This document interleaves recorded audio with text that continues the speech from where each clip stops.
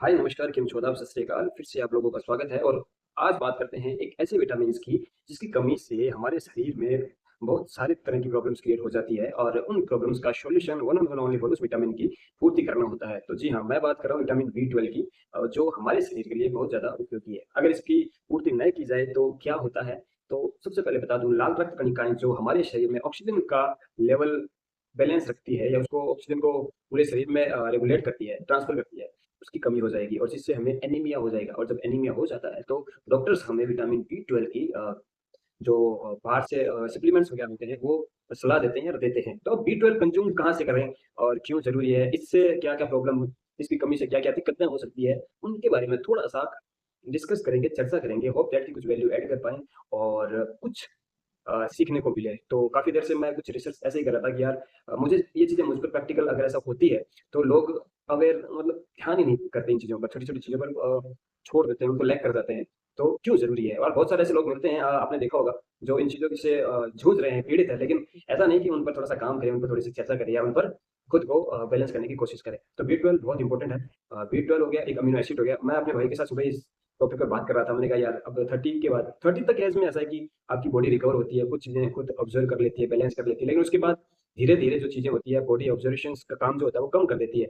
और ये बी 12 ऐसी चीज़ है जो ऑब्ज़र्व होने में टाइम लगता है, या बाकी चीज़ों से बाकी जो विटामिन्स होते हैं उनसे थोड़ा हार्ड आप बोल सकते हैं, इसको कहीं न कहीं ऑब्ज़र्व करने में दिक्कत करता है। तो जैसे-जैसे उम्र बढ़ेगी, इसकी जो है आपको कमी महसूस होगी और इसको अगर आप कंटिन्यूअसली कहीं से नहीं ले रहे हैं, तो आपको बहुत सारी दिक्कतों का सामना करना पड़ सकता है।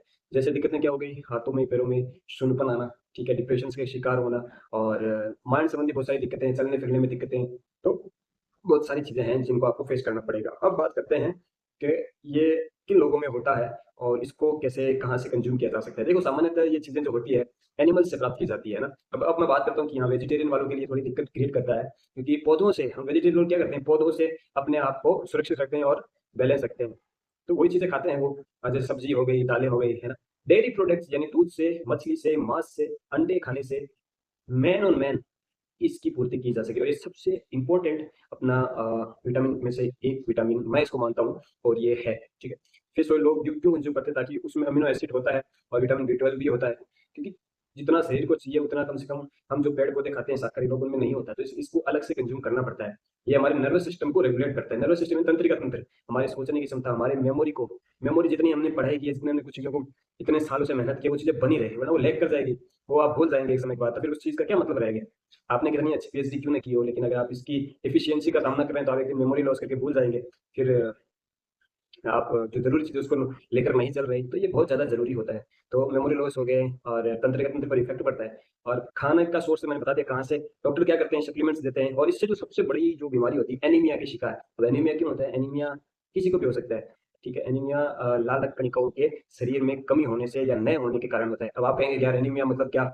एनीमिया मतलब जो लाल रक्त कणिकाएँ होते हैं, वो क्या काम करती है? अपने ह्यूमन्स बॉडी में ऑक्सीजन के लेवल को या ऑक्सीजन को पूरे शरीर में रेगुलेट करती है, ले जाने और लाने का काम करती है। वो कम हो जाएगी तो ऑक्सीजन, आपको साँस लेने में दिक्कत होगी। तो पिछले ही कुछ टाइम यानी महीने भर पहले की बात है, मेरी छाती यहाँ से मैंने वीडियो भी बनाया कि मेरा पेन हो रहा है, ऐसा कुछ देखना आपने यूट्यूब चैनल पे। तो ऐसा कुछ हुआ, तो वो एनीमिया हुआ था मुझे और बी 12 के सिंड्रोम कमी हो गई थी, ठीक है? और ये बहुत ज़रूरी है, मैं सबसे क्लियरिटी से कहता हूँ, मैं काफ़ी देर से पढ़ रहा था और मैंने कहा इस पर एक वीडियो बनाते हैं छोटा-सा, ताकि लोगों को पता रहे, लोग जो नहीं चलाकर नहीं पढ़ते, जो जिनको पता ही नहीं कि मुझे मुझे टॉपिक क्वेश्चन कैसे करूँ, क्वेश्चन कौन-सा लूँ? तो इन क्वेश्चन्स पर बात होनी चाहिए और ये काफ़ी इम्पोर्टेंट है। बी 12 को आप अच्छे से अपने बैलेंस करके चलो। मेरा भाई जो कहता है कि यार लोग मीट, मांस, मछलियों को ऐसे काटते हैं, खाते हैं, जानवरों को खाते हैं। तो देख भाई, वो इसलिए खाते हैं ताकि वो अपनी ज़िंदगी में लंबे समय तक जीवित रहकर चल सके। मतलब अगर मैं ये सोचता हूँ कि यार मैं दूसरों को ना मारूँ, खुद मर जाऊँ, तो मैं दुनिया का सबसे बड़ा बेवकूफ़ हूँ ना। अगर दूसरों को मार कर खाने से मैं ज़िंदा रहता हूँ और मैं एक अच्छी ज़िंदगी जीता हूँ, एक लंबी आयु जीता हूँ, तो मैं इंसान हूँ ना। मैं अपने बने रहने के लिए ये सब करता हूँ। तो और मैं अगर ताकतवर हूँ तो मैं ऐसा कर सकता हूँ। तो बस इसलिए लोग मांस, मछली, मीट खाते हैं। जो धार्मिक प्रवृत्ति की चीज़ें लोग होते हैं, उनको मना करते हैं। तो उनका एक अपना अलग एक नज़रिया होता है देखने का। लेकिन एज़ ए साइंटिफिक रूप से अगर मैं बात करूँ, तो एक इंसान जो अगर ऐसी चीज़ों को कंज़्यूम करता है, तो अपने ज़रूरतों को, डेली ज़रूरतों को पूरा करने के लिए खाता है। चाहे वो रेड मीट हो गई, चाहे वो फिश हो गई, ठीक है? और चाहे वो एग्स हो गए और डेयरी उत्पाद हो गए, ठीक है? तो इन सब चीज़ों को खाने से विटामिन बी 12 की जो कमी है, उसकी पूर्ति को किया जा सकता है। और जो शाकाहारी लोग नहीं खाते, उनके लिए ये खतरा बना रहता है। अगर ये एनीमिया हो गया, तो फिर बहुत सारी दिक्कतें क्रिएट करेगा, ठीक है? संक्रमण होने के पूरे चांसेस हैं, क्योंकि आप बहुत ज़्यादा एकदम खुद को ज़िंदगी को दाँव पे लगा करके आप दूसरों को प्रोटेक्ट कर रहे हैं, तो आप एक निर्बल तरह के इंसान हो गए। तो होप दैट कि आपने विटामिन बी 12 के बारे में कुछ सीखा होगा मुझसे, जो मैंने सीखा ये बहुत ज़्यादा ज़रूरी है और मैंने अपने परिवार में बहुत से लोगों को ऐसे देखा है, जो जिनके माइंडसेट अलग ही होता है।